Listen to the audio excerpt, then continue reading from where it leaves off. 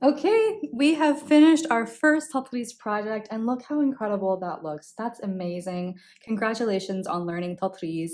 Before you go, I just wanted to show you guys one final thing. Um, so one of the things that Palestinian Tatreez practitioners are very, very proud of is their back, all right? And when I say proud of their back, I mean how clean it looks like on the back. So the goal with Tatreez, and really any cross stitch in general, is you want to be able to tell from the back what you were actually stitching. So it can look really beautiful on the front, but if you have a really messy back and you've got threads going in all kinds of different directions, and that becomes very easy if you're not going to follow the method of like crossing your X's for every row. So if you did one row here, one row there, and then jumped over here, and then decided wanted to finish it later and jumped back and realized you hadn't finished the one over on this side, then your back would look like a huge mess. And so this is what's defined as a clean back. It's just, very, very clear that you did not jump any stitches. The only ones that are kind of look like they're jumping, if you will, are the ones that you had finished off.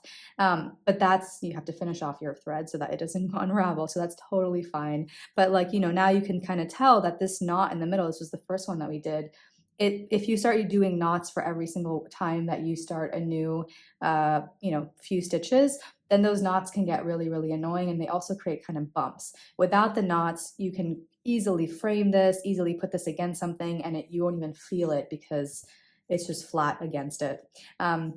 And then the other thing is some people have a really good time trying to make this even cleaner. So in my book, this is considered a clean back, but other people would want to create it so that all the different stitches are going in the same direction. So like you see how this one here, these four are all horizontal, but then you have one over here that's vertical. And so if you can make it, and actually maybe you're looking at it a little bit differently, these are maybe vertical, and then this one over here is horizontal. So if you can figure out a method, and this is just about which stitch you do when and how you finish up your stitches, but if you can figure out a way where your back, where all of them are vertical, like all of them are like this, or all of them are horizontal, then that's like one extra level of being clean. But that is not needed to make the front absolutely gorgeous. And I hope you're able to frame this first piece and put it up as your first inspiration for all the future Tatreez pieces that you do, and ultimately, hopefully, we get you to do a Thobe. I hope I can convince you to then take on the ultimate project, which is a Thobe. Thank you for joining me, guys.